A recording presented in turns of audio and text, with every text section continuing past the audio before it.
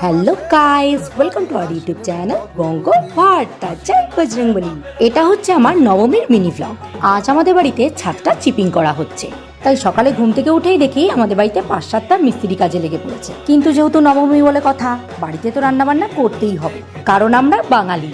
মহানবমীর দিন বাঙালির ঘরে ঘরে যদি ভালো মন্দ রান্নাই না হয় তাহলে কি হলো? মিস্ত্রিরা ছাদে আর আমরা রান্নাঘরে, সবাই কাজে লেগে পড়েছি। তো রান্না হয়ে যাওয়ার পরেই ছাদে চলে আসলাম।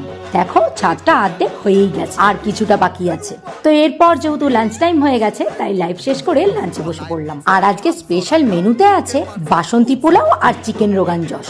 নিজেই রান্না করে নিজেই বলছি, সত্যি বলছি, খেতে অপূর্ব হয়েছে।